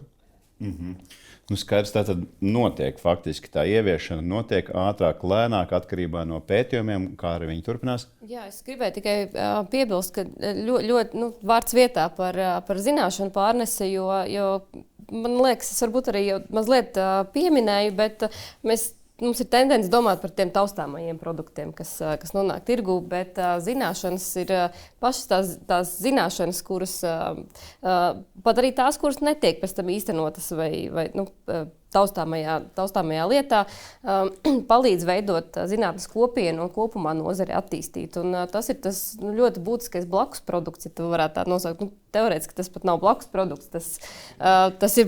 Tas ir. Tā tendence ir domāt tiešām par jau kaut ko var sataustīt, ko var apskatīties veikala plauktā. Un tas, protams, ir lieliski, bet to ir grūtāk izmērīt visas tās zināšanas, kas ir radītas, un tā kompetence, kas aug, nodarbojoties ar pētniecību un visas tās pārējās lietas. Kaut vai tāda lieta kā kritiskā domāšana un spēja analizēt informāciju. Tas ir ļoti būtisks zinātniskā procesa produkts. Vai mēs vienkārši varbūt nenovērtējam šīs zināšanas, kuras mēs iegūstam caur šo programmu, jo mēs pamanām zīmolu, bet mēs nepamanām reizēm tās smadzenes, kas ir aiz šī zīmuļa, kas raksta un domā. Kāpēc varbūt mūsu sabiedrībā joprojām, kāpēc mēs nesaprotam, ka zināšanas, kuras mēs nododam tālāk, ka tā ir vērtība? Es domāju, ka šeit atkal jāatgriežas pie komunikācijas kopumā, pie zinātnes komunikācijas un piemēru skaidrošanas. Tiešām ar piemēriem, labajiem stāstiem, pieredzes stāstiem un arī par pašu zinātnes procesu. Tiešām, man liekas, ir vairāk tādi piemēri, kur tas galvenais produkts īstenībā rodas pat no blakus aktivitātēm. Un tas bieži vien visu mēs pat nespējam kaut kā fiksēt. Bet es domāju, ka tas pamatā ir jautājums par komunikāciju. Jā, jo, ja cilvēks zina, ka pieskaroties liesmai, viņš apdedzināsies un to viņš izstāsta savam bērnam, tas iespējams, ka izglābs arī viņa bērnu. Viņš arī neies pie gāzes plīts un neturēs roku virs liesmas. Un tas tā ļoti trivializējot. Bet es šo pašu jautājumu par ilgtermiņu arī gribu uzdot jums, galvenais mums visu mūsu kopējā maka turētājiem. Elīna, kā tu skaties uz šo ilgtermiņa attīstību? Kā tu to paredzi? Jā, vārds ilgtermiņš ir absolūti vietā, jo Ekonomikas ministrijā 24. gadā uzsāka tieši pirmā ilgtermiņa valsts pētījuma programmas īstenošanu. Attiecīgi, pat nosaukumā. Jā, pat nosaukumā. No VPP mēs pārgājām uz IVPP. Attiecīgi, tas ir tāds inovāciju fonds, kā mēs viņu tautā saucam. Un šajā programmā ir sadalīts pa gadiem 3 posmos. Ilgtermiņa valsts pētījuma programma ir līdz 32. gadam, attiecīgi 24., 26., 27., 29. un 30., 32. Pirmajā posmā mēs esam paredzējuši 18 miljonu finansējumu, un šajā programmā pamatā darbojas Biofood platforma, kur attiecīgi ir kur ir platforma, kur satiekas šī zinātne un industrija. Un šajā platformā pie galda sēžot, tad arī top tie labie pētījumi. Bet tas, kāda ir atšķirība starp šo programmu un iepriekšējo, tad tas projektu uzsaukums nav vairs uz 3 gadiem, bet viņu var apstiprināt tikai uz gadu. Gada laikā tiek novērtēts šis iespējamais tirgus potenciāls, un ja tas tirgus potenciāls ir, izpētot šo pašu sākumiņu, tad var pieteikties uz nākamo kārtu, attiecīgi nākamo uzsaukumu. Un tas dod arī to, ka tieši zemes tehnoloģiskās gatavības projekti var pieteikt savu ideju. Neteiksim vārdu paspēlēties, bet tomēr pameklēt to risinājumu, novērtēt savu ideju un paskatīties, vai tas ir tirgu balstītiem pētījumiem iespējams vai nav attiecīgi uz šo vajadzību, tirgus vajadzību. Bet, tātad jūs pētat sākumā, tas ir faktiski, ja mēs atgriežamies pie paša sākuma, tas jau ir tas, kas pēta šīs prioritātes, kurās ir vērts ieguldīt, kurās varētu būt vērts ieguldīt un kurās tiešām ir jāiegulda un kā to sasaistīt kopā ar zinātni. Bet vai jums ir arī kāda virzība jau uz konkrētiem patentiem, tādiem, ka jūs zināt, jā, šis būs, es sapratu, izlietne, par ko mēs runājam, tas ir viens. Izlietne. Ir vairāki patenti, kas ir vecajā valsts pētījuma programmā jau tā kā pieteikti, tad man arī jāpameklē, bet, ja es nekļūdos, ir 13 patenti. kas ir tieši biomedicīnā. Varbūt, jā. Kāpēc es vienmēr skatos uz Laumu? Tāpēc, ka Lauma ir šī programma mums tiek īstenota sadarbībā ar Latvijas Zinātnes padomi. Ekonomikas ministrija ir tāda naudas turētāja, kā ļoti pareizi teici, un Zinātnes padome attiecīgi kopā ar platformu tad arī šo te visu īsteno. Un šobrīd jaunajā, jau ilgtermiņa valsts pētījuma programmā ir jau 40 projekti apstiprināti. 26. janvārī būs Biofood industrijas dienas, šīs platformas, kur arī tad varēs dzirdēt jau par šiem te projektiem, kas izstrādāti jaunajā programmā. Es dzirdēju to Biomed Farm. Jā, tas ir iepriekšējais. Tas ir tā kā ar jums tomēr saistīts, ar veselību tas taču ir saistīts, vai ne? Jā, tas ir saistīts arī ar veselību, bet tas ir ekonomikas ministrijas šis te pirmās valsts pētījuma programmas tas virziens, un tur arī, jā, tas... Bet sanāk, tā kā starpnozaru projekts. Droši vien veselības nozara būs tā, kas tos produktus izmantos, un vai tie ir vajadzīgi ļoti. Tā kā atkal mēs nonākam pie filozofiskā tādu teicienu, ka viss ir saistīts. Es šeit gribētu piebilst, ka man liekas, tiešām tas vārds ilgtermiņa ir tāds atslēgas vārds, jo tas pirmkārt dod nevienu iespēju tiešām rūpīgāk piestrādāt pie produktiem un skatīties uz attīstību. Bet, ja mēs skatāmies kopumā zinātnes attaudzes virzienā, tad jaunie zinātnieki un vispār kā mums pienāk klāt kompetence, ja, piemēram, jaunieši, kuri domā, kur doties studēt, kādā virzienā, ja redz, ka ir kaut kādas iespējas pēc tam darboties, un valsts pētījuma programmas tādā ziņā ir lieliska iespēja praktiski jau palīdzēt tautsaimniecībai ar praktiskiem risinājumiem, tad tas, ka mēs redzam, ka šāda lieta būs pieejama, šāda programma, šāds atbalsts būs pieejams ilgākā termiņā, tad loģiski ir vēlme investēt un augt un attīstīties, lai arī varētu dot pienesumu. Jo, protams, īstermiņa programmas, jebkāds atbalsts ir labi. Tas ir ļoti svarīgi, lai ir atbalsts dažādu termiņu, bet ilgtermiņš būtībā jau ietver tādu ilgspējīgu attīstību, teiksim, zinātnes nozarei kopumā un zinātnes attaudzē arī. Jā, jo es saprotu, arī zinātniekiem, piemēram, viņam atnes šo vienu lietu. Tagad ir jāpēta šīs. Mēs jau saprotam, ka ir nepieciešams noteikts laika sprīdis, lai vispār apjaustu par ko, kā un cik, un ko mēs pētīsim, kāda būs pētījuma, kā mēs to visu izmērīsim, kā mēs to visu attainosim, kā mēs to visu varbūt kādreiz ieviesīsim dzīvē, un var arī neizdoties.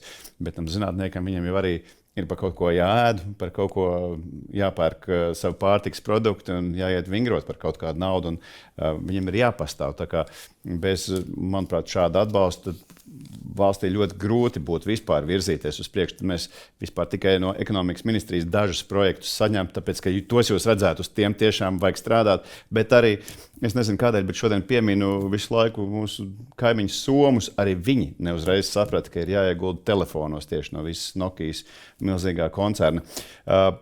Par zemkopības ministriju. Ir vēl viens aspekts. Ir daudz regulu no Eiropas Savienības, daudz regulu par zaļo domāšanu, par zaļo ekonomiku, daudz arī ierobežojumu līdz ar to. No otras puses ir daudz jaunumu, novitāšu, kas var tikt ieviests vai ne. Kā jūs to visu kopā saregulējat, lai tas zemnieks, uz ko tas viss attiecās, gan tās novitātes, gan jaunumi, gan zinātniskie pētījumi, ko viņš ir izmantot, gan arī regulas, lai kopā tas būtu dzīvotspējīgs? Jā, jautājums vietā, jo esošās valsts pētījuma programmas tieši viena no sadaļām tieši attiec uz šo zaļā kursa un reālās saimniekošanas tādu sabalansētu kopā pastāvēšanu. Un mēs tiešām arī tagad gaidām, noslēdzoties programmai, mēs gaidām nevis produktu kādu, bet mēs gaidām tieši no pētniekiem šos ieteikumus, rekomendācijas par to, kādu saimniekošanas metodes vai modeļus izvēlēties, lai saimniekojot, samazināt arī šo ietekmi uz vidi vai uz klimatu, īstenojot līdz ar to, saimniekojot līdzvērtīgi tikai ar citām metodēm, sniegt lielāku ieguldījumu arī šī zaļā kursa īstenošanā Latvijā. Tātad zinātnieki palīdz nezaudēt šo ekonomisko attīstību, bet piedāvā risinājumus, kā turpināt attīstīties, bet tikai ievērojot arī šos zaļos izaicinājumus. Tas ir, kā Lauma teica, tās zināšanas. Tās ir tieši zināšanas. Jā, es gribēju arī Paldies. Jā, produkts nevienmēr ir šīs valsts pētījuma programmas rezultāts.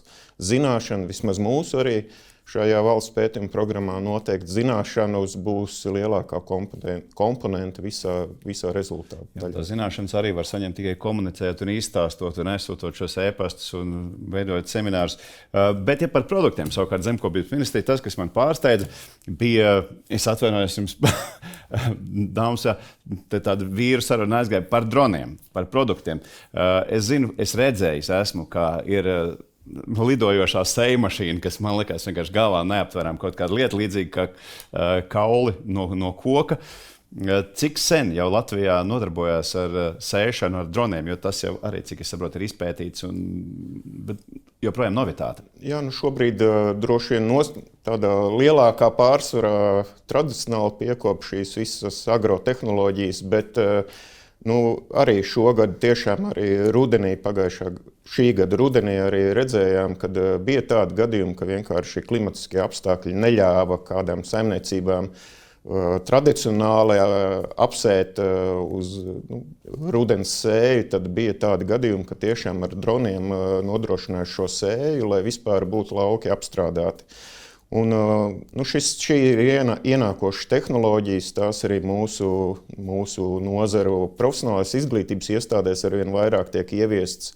Tā kā mēs sagaidām, ka tuvākajā laikā noteikti tā izmantošana noteikti pieaugs, jo arī zinātnieki arvien vairāk izmanto gan šo spektrālo analīzi, kas arī caur droniem tiek no gaisa veikta, analizējot arī šo kultūra augu augšanas parametrus dažādas, un tas nonāk ne tikai zinātnē, bet noteikti tas praksē arī īstenosies.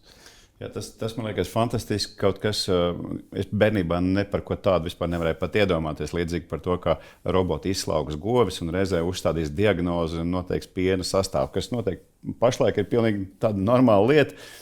Es domāju, ka Elīna neļaus man samelot. Viņa zina, ka tas viss notiek, to visu var nopirkt un ka tas viss ir mūsdienu ikdienas dažādu nozaru sastāvdaļu. Šīs zinātnes sasniegumi, kurus mēs varam materializēt un varam pārdot un varam saskaitīt, un līdz ar to arī visu mūsu tautsaimniecību ar to iegūst. Elīna, kas vēl tavā lauciņā no tā visa saraksta, ko tu rakstīji, ir nākamā prioritāte, ja mēs runājam par ilgtermiņu, mēs sapratām, ir tie fotoni, no kuriem es neko nesaprotu, tad ir tā izlietne, vēl 13 dažādas lietas tavā sarakstā, bet vai ir kaut kas jauns jau zināms uz priekšu, uz nākamajām programmām, kas būtu jāpēta? Droši vien, ka es varētu neatbildēt uz šo jautājumu, jo es nezinu šobrīd šīs 40 idejas, kas ir iesniegtas jaunajā ilgtermiņa valsts pētījuma programmā. Jā, tas ir jau jaunajā no 24. gada sākuma. Varbūt iespējams Lauma šo vairāk zinās. Mēs vairāk zinām par tām, kas ir jau izpētītas iepriekšējā, ko mēs tikko esam noslēguši šajā programmā.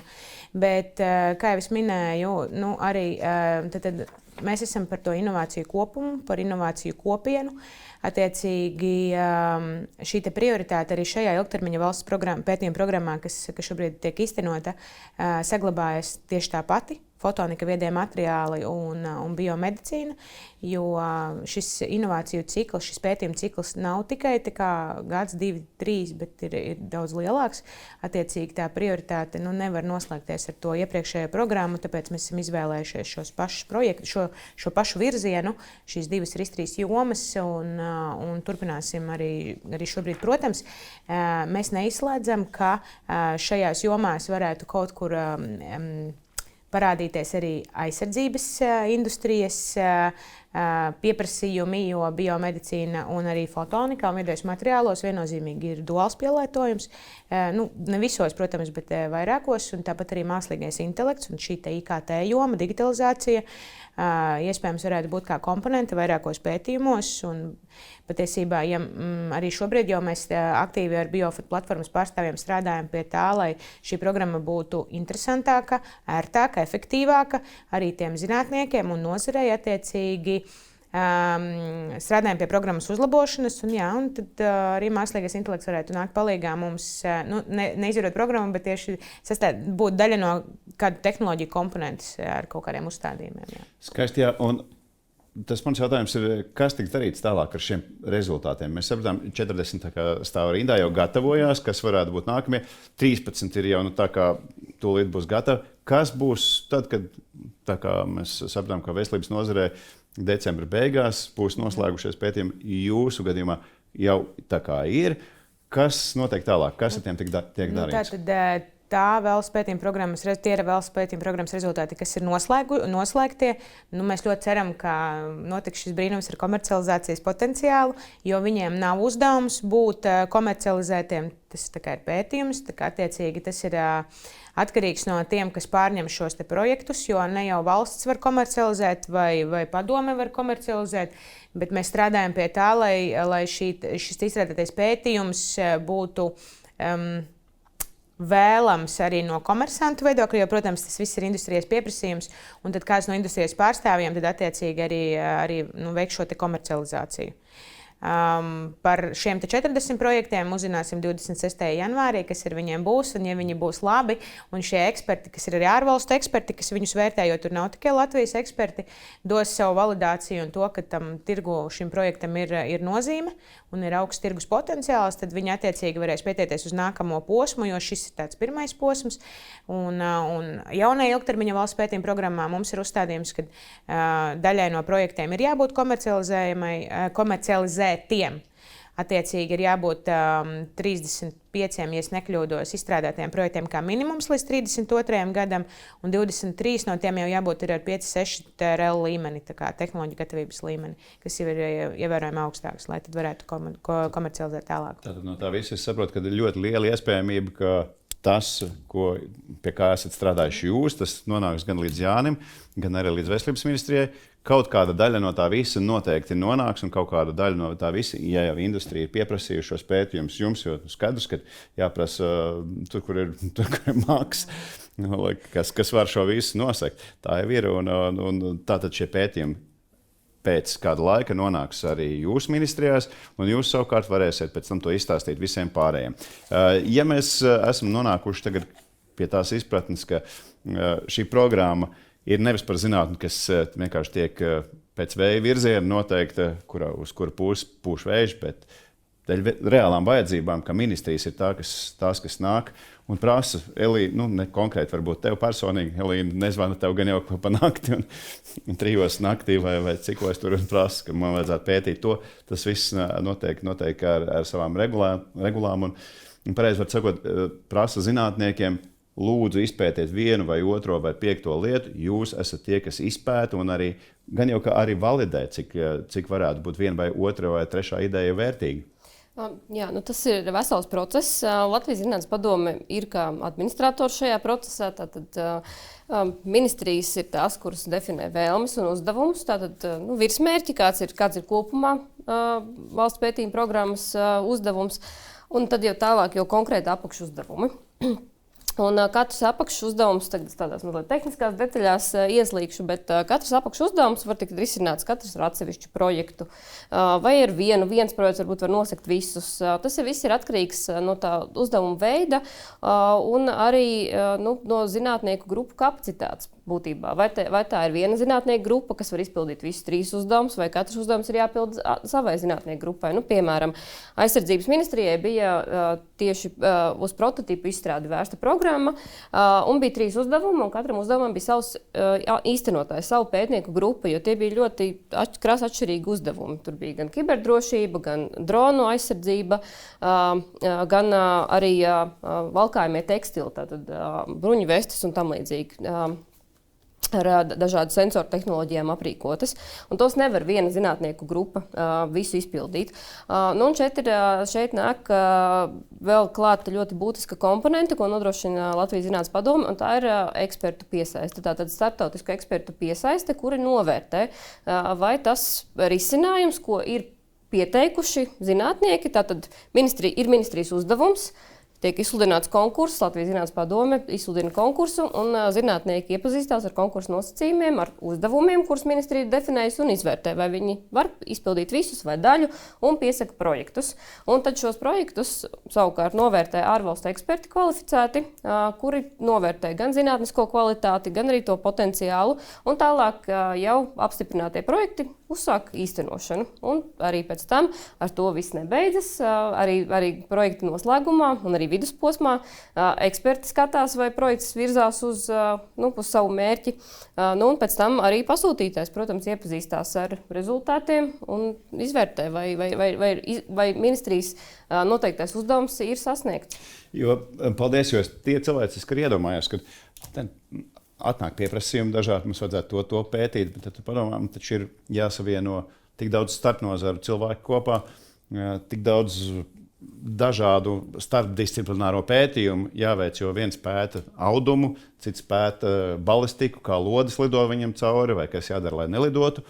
Ir ļoti daudz cilvēku jāiesaist. Jums ir vesela, es to tā teiktu, zinātnieku menedžmenta grupas, kas var to visu savienot kopā, ja tā arī ir padome. Latvijas Zinātnes padome ir tiešās valsts pārvaldes iestāde. Būtībā mēs veicam procesa administrēšanu. Mūsu uzdevums ir organizēt konkursus, padarīt pieejamus nosacījumus, pieskatīt procesu un arī piesaistīt ārvalstu zinātniekus. Un, protams, mēs nepārtraukti uzturam komunikāciju ar mūsu galveno klientu, tas ir zinātnieki, zinātniskās institūcijas, redzam, ko institūcijas dara, palīdzam arī dialogā ar ministrijām, lai veidotos kopēja izpratne par to, kādas ir vajadzības un kas ir tā kapacitāte, ko var piedāvāt. Jo, protams, nebūs jēgas izsludināt tādu valsts pētījumu programmu, kur beigās neviens nevar izpildīt. Vai tieši otrādi, savukārt atkal, pētīt kaut ko pavisam citā virzienā, kā ir vajadzība ministrijai. Tam, protams, ir citas programmas un citi mērķi. Līdz ar to dialogs starp visiem iesaistītajiem ir ārkārtīgi kritisks. Dialogs. Tieši tāpat arī dialogs veselības ministrijā noteikti jums ir ļoti kritisks un nepieciešams, jo mēs jau dzirdējām, ir citas savukārt ministrijas, kas pēta arī to, kas būtu noderīgs jums. Un jūs zināt, kādi būs pētījumi, kad viņi noslēgsies. Cerams, ka viņi noslēgsies ar pozitīviem rezultātiem priekš jums. Bet vai jums jau ir zināmi, kādi būs nākamie soļi un kādi būs jūsu nākamie projekti, ko jūs vēlētos uzdot zinātniekiem pētīt? Jā, mēs tieši kā reiz strādājam pie jaunās programmas, kas ir plānota 26. un 28. gadām. Šobrīd mēs tieši formulējam programmas uzdevumus. Un mums ir vairākas tēmas, mums ir jau liels priekšdarbs izdarīts. Mēs šo te uzdevumu formulēšanā ļoti esam komunicējuši arī ar nozari. Mēs esam gan ar veselības ministrijas galvenajiem speciālistiem, kas ir ārsti, speciālisti dažādās nozarēs, ar metodiskās vadības institūcijām, ar ministrijas padotības iestādēm, klīniskajām universitātes slimnīcām. Un šobrīd mums tās pētāmās jomas un prioritātes ir vairākas, un viņas izriet no tās problemātikas, kas mums ir veselības aprūpē, sabiedrības veselībā. Un tātad ir iezīmēta viena no pētāmajām tēmām ir uztura jautājumi, kā veicināt veselīgāku uztura patēriņu sabiedrībā, tā skaitā iespējamie fiskālie instrumenti, arī fizisko aktivitāšu veicināšanai, hronisko slimību tēma, hroniskās saslimšanas mūsu sabiedrībā pieaug un multisaslimšanas līdz ar sabiedrības novecošanos. Šīs slimības rada ļoti lielu slogu veselības aprūpes sistēmai. Līdz ar to šī ir vēl viens jautājums, kas ir būtisks. Joprojām aktuāls mums ir cilvēku resursu jautājums nozarē un kā efektīvāk izmantot mūsu pieejamos cilvēku resursus, ārstus, māsas, ārstu palīgus un tam līdzīgi, lai sasniegtu maksimāli vēlamo rezultātu, jo cilvēku resursu mums trūkst. Jā, šīs bija dažas no tēmām, bet, kā jau es teicu, mums vēl ir plānota diskusija ar programmas strateģisko padomi. Pēc ministra kabineta noteikumiem šī padome pilda konsultatīvo funkciju. Līdz ar to mums ir plānota ar viņiem arī diskusija par nākamās programmas uzdevumiem. Un šī kā reize arī ir starpnozara, jo arī šajā programmā ir iesaistīta gan izglītības ministrija, gan ekonomikas ministrija padomē. Un tālāk mēs tad virzīsim šos uzdevumus uz pieņemšanai ministru kabinetā. Lūk, un pēc tam, cerams, vismaz daļa no tiem nokļūs pie laumas. Tādēļ arī jājautā, kas būtu, Lauma, tavuprāt, jādara, lai sabiedrība vairāk iesaistītos un vairāk domātu par zinātnes lomu savādāk nekā līdz šim. Jā, es laikam riskēšu kļūt garlaicīgi, bet teikšu, ka atkal jāatgriežas pie komunikācijas. Un tā tiešām ir arvien pastiprināta satura radīšana, pēc iespējas arī vienkāršākā valodā. Skaidrot tā, lai tas ir viegli uztverami, lai saprotami, paskaidrot gan ko iespēja mūsu zinātnieki, jo tās iespējas un tie radītie produkti tiešām ļoti daudz. Pat arī ne visi tie, kas nonāk veikalu plauktos, ir diezgan, es teiktu, ievērojama daļa no zināšanām, kuras Latvijā nemaz netiek realizētas, bet ir ārzemēs atrodams, un tie risinājumi kaut kādi ir komercializēti ārpus mūsu robežām, dažādu iemeslu dēļ. Ir sevišķi, tā skaitā lauksaimniecībā, piemēram.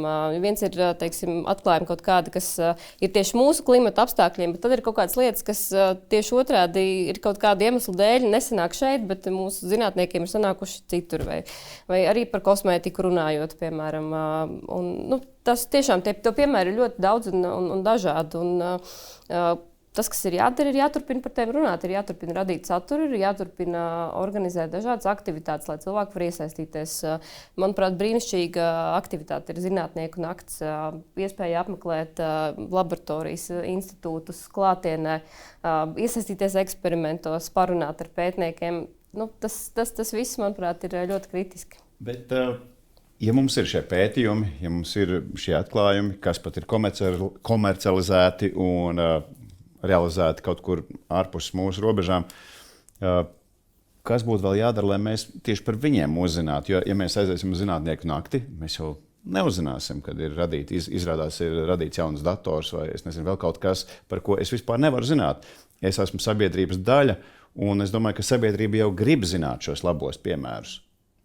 Jā, noteikti ir vēl vairāk no Latvijas Zinātnes padomes puses. Noteikti mēs stāstīsim arvien vairāk un saturu radīsim. Tāpat arī noteikti pašiem pētniekiem jāstāsta par saviem pētījumiem, jo tikai viņi spēja izstāstīt tik labi, kā neviens cits. Tā informācija kopumā ir jābūt vairāk tīmekļa vietnēm, kur var iepazīties ar informāciju. Noteikti aicinu ieskatīties arī mūsu kampaņas vietnē, viegli-par-zinātni.lv. Un Latvijas Zinātnes padomes mājaslapā arī ir pieejams tiešām nemazums informācijas gan par pētījumu programmu rezultātiem, gan citu projektu rezultātiem.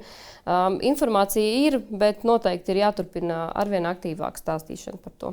Ja nesen mūsu sabiedrība bija samērā sašķelta, bija pandēmija un bija pavisam citas problēmas zinātnē, kas tagad būtu tie izaicinājumi zinātnes jomā Latvijā, lai sabiedrība vairāk interesētos, lai vairāk izprastu zinātnes jomu, jo visi klātesošie mēs saprotam, no tā ir atkarīga mūsu labklājība. Un tas ir būtībā, ja tā pavisam triviāli, tad mūsu valsts smadzenes. Tās, kas veido lēmumu pieņemšanas arhitektūru, ko mēs darīsim, kā mēs izdzīvosim, kā mēs saskaitīsim naudu, cik mēs izaudzēsim un kā mēs sārstēsim tos cilvēkus. Kā veidot šo izpratni dziļāku? Pirmkārt, procesam ir jābūt caurspīdīgam, noteikti tam, kā programmas viena no otra atšķirās, kāds ir pieejamais finansējums, kāds tieši ir atlases process, piemēram, kāda ir nosacījuma, kāda ir uzdevumi. Un tad tālāk jau jābūt pieejamai informācijai par visiem rezultātiem, kā tie noris tālāk. Zinātnes komercializācijā tas vienmēr ir izaicinoši, jo jāņem vērā, ka komercializācija ir saistīta zināmā mērā arī ar komercnoslēpumiem, piemēram, vai ar kaut kādu laiku, kamēr ir lietas, par kurām noteikti zina gan Rīgas Stradiņu universitāte, gan Organiskās sintēzes institūts, gan citi, par kurām mēs nemaz nenojaušam, bet tāda komercializācijas gadījuma arī ir. Tur, diemžēl, tiešām mēs uzzināsim noteikti tikai pēc kāda laika. Bet viennozīmīgi tā ir procesa caurspīdība un atklāts dialogs. Pasaule pazīst nitroglicerīnu, pazīst penicilīnu. Tas viss ir ticis komercializēts. Vai šie pētījumi un daudzu pētījumu būtība, it sevišķi tie, kas tiek virzīti uz komercializāciju, vai tieši viņu celšana saulietē un sabiedrības kopējā izpratnē nebūtu tie, kas palīdzētu zinātnē, kas teiktu, jā, hei, mēs varam arī izgudrot, un mēs varam arī pārdot, un mēs varam iecelt saulietē, un rekā Zviedri, Somi, amerikāņi, angļi, es nezinu vēl kas varētu pirkt mūsu produktus un mūsu idejas. Jā, viennozīmīgi. Es pilnīgi piekrītu Lomai, ka pirmām kārtām atkārtošana, zināšana, māte, komunikācija ir tā lieta, kas ir jāveic, lai veidot šo izpratni un izpratni radītu sabiedrībai par šo radīto pievienoto vērtību. Un vai tā ir tehnoloģija, vai tas ir ieguldījums Latvijas tautsaimniecībā finansiāli, kā investīcijas, piemēram, vai tie ir saucamā zināšanas, jeb know-how, kas ir tā izskatuve, teiksim tā, ja? Šī sapratne par to, kā izgudrojums, sauksim to tā, pētījums mums veicina šo sabiedrības labklājību, kā aizejot bērnu slimnīcā un uztaisot jaundzimušam čipu skrīningu, saproti, ka tas ir veikts, ka šis pētījums un viss ir izdarīts šajā valsts pētījuma programmā, vai ne tikai valsts pētījuma programmā, bet kādā citā atbalsta programmā, kur iespējams ir uz komersanta vajadzībām izveidots balstīts pētījums, un viņš ir ieviests medicīnā, ieviests betona ražošanā, piemēram. Jo visur tur, kur mēs šobrīd arī sēžot šajā telpā, mēs redzam šīs tehnoloģijas un uz kaut kā jau viņas tiek izgudrotas. Un nereti mēs pat nenojaušam, ka iespējams tas ir izgudrots Latvijā. Iespējams valsts pētījuma programmā. Redz, kā šo, protams, arvien vairāk gribētu zināt, jo tas jau arī celtu nacionālo pašapziņu. Mēs saprotam, jā, tas taču ir Jānis, kas ir izgudrojis to, un tas atkal ir Pēters, un izrādās, ka kauli Žānim rokā ir no Koksnes pētniecības institūta. Par ko runājot, lauku palīdzības un atbalsta dienests ir tieši kā reiz tas, man liekas, ka instruments, kas palīdz šīs zināšanas nonest šos know-hows un visu šo zinātnieku veidoto, varbūt ne visu, bet vismaz daļu no tā novest tieši līdz patērētājiem, kurš tagad zina, ka tā ir jāsēj, vai tā ir jāara, vai tā ir jādara. Jā, Latvijas lauku konsultāciju un izglītības centrs. Jā, šeit nav runa tikai par valsts pētījumu programmas rezultātiem, bet tur mēs arī plašākus pētījumus rezultātus tieši īstenojam caur šo izglītības centru. Tas ir tas reālākais veids, kā mēs tos rezultātus tādā kopumā varam nodot. Mēs, protams, piedalāmies arī dažādās konferencēs, semināros paši, dažādos formātos stāstam arī nozarēm. Mums ir arī dažādas strateģiskās padomas, kas ir izveidotas arī, lai šīs programmas tiktu īstenotas. Un, noteikti, kad jāmeklē vēl kādi risinājumi, kā arī paši zinātnieki stāst arī neskaitāmās konferencēs. Un, tur arī sasnieguma rādītājos ir viņiem tas apjoms, kas ir bezmaz obligāti jāizstāsta par to savu pētījumu un produktu. Un es gribēju vēl papildināt veselības ministriju. Mēs laikam esam pussolīt. Mēs esam priekšā, jo pagājušajā nedēļā mums apstiprināja ministra kabinets nākošo valsts pētījumu programmas posmu. Līdz ar to droši vien tuvākajā laikā mēs arī turpināsim īstenot arī šādas aktivitātes un cerams, ka iegūsim daudz labus rezultātus arī turpmākajos gados. Jo pie jums ir praktiski, cik es esmu runājis ar zemniekiem visā Latvijā, un man ir bijis tas gods šī gada ietvaros satikt ļoti daudz zemniekus un aprunāties ar viņiem par to, kā viņiem iet. Un visi viņi ir tendēti uz to, ka mēs gribam izmantot jaunāko, labāko, gudrāko, jo mēs gribam izdzīvot. Jo neslēpsim, šie pēdējie 2 gadi ar saviem laika apstākļiem ir bijuši diezgan dramatiski izdzīvošanai. Visi zemnieki vēlās izmantot viedus risinājumus, jo savādāk vienkārši nevar. Un droši vien, ka līdzīgi ir arī veselības jomā, ka arī tur tiek izmantot paši jaunākie, paši labākie pieejamie no pētījumiem un metodēm. Medicīna tā ir visavienīga zinātne. Viss, kas mums šobrīd ir slimību profilaksē, diagnostikā, ārstēšanā, visas zāles, ārstēšanas metodes, tas viss ir balstīts tikai un vienīgi zinātnē. Un bez zinātnes mums arī nav medicīnas attīstības, mums nav saudzīgākas ārstēšanas metodes, mums nav efektīvākas zāles un tam līdzīgi. Līdz ar to visu, ko jūs redzat veselības aprūpe, tas ir zinātnes rezultāts. Fantastiski. Lūk, ja būtu vēl kāda ministrija šeit sēdētu, droši vien, ka arī šīs ministrijas pārstāvs varētu teikt, ka jā, paldies Lauma, paldies zinātniekiem, un tikai pateicoties pētījumiem, tikai pateicoties atkārtojumiem un atkārtotiem pētījumiem un rūpīgam zinātnieku darbam ir iespējams vispār progress.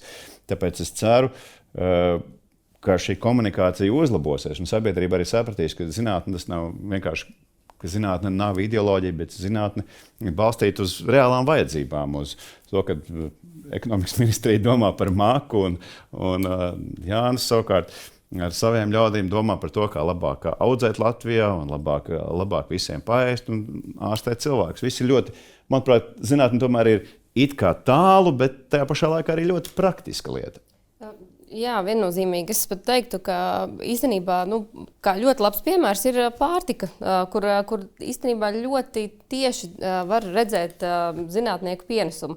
Varbūt ir grūti iedomāties sākumā, ka mēs redzam proteīna batoniņš vai kaut kāds jauns produkts, cik lielu roku tur ir pielikuši zinātnieki. Bet tur ir gan iepakojums atbilstoši, jo mums visiem gribas pārtiku, kas ir dabiskāka, bez ķīmiskiem kaut kādām vielām, bet tas viss atkal ietekmē to, cik ilgi tas stāv plauktā, tāpēc vajag atkal atbilstošs iepakojums, tur nāk tālāk pārtikas tehnologa ar receptēm, vai, piemēram, tie paši proteīna batoniņi, iespējams, ka tie ir miežu šķirni, kas ir radīti Latvijā tieši mūsu klimata apstākļiem ar augstāku uzturvērtību nekā citas. Tie visi ir zinātnieku darbi, kas bieži vien tā var šķist, ka nav tik varbūt pamanām, kā liekas, jā, mums ir viedtelefons vai kaut kas tāds, bet arī lauksaimniecībā tiešām tas ir viens no tiem, kur mēs tieši varam redzēt veikalu plauktos produktus. Es domāju, uz šīs pozitīvās nots mēs varam arī noslēgt, jo skaidrs ir viens pēc šīs diskusijas, ka zinātnē vajadzētu būt redzamākai, zināmākai. Mums būtu jāzina šī miežu šķirne, mums būtu jāzina par šīm izlietnēm, mums būtu jāzina par to, kā skolās atšķirt skolniekus, kuriem ir nepieciešama tūlītēja palīdzība, vai varbūt ir iespējams to izdarīt lēnākā laika sprīdī, ka tas nav nepieciešams tik steidzami. Iespējams, mēs uzzināsim daudz ko vairāk par droniem, miežu šķirnēm un palīdzību militāriem resursam vai ko tam līdzīgi. Bet vienkārši mums ir jāzina. Mums ir par saviem zinātniekiem jāzina, gluži tāpat, kā mēs zinām par saviem, basketbolistiem vai dziedātājiem. Zinātnieki ir pelnījuši tieši to pašu. Lielas paldies, ka piedalījāties, un cerams, ka tiksimies atkal. Visu labu!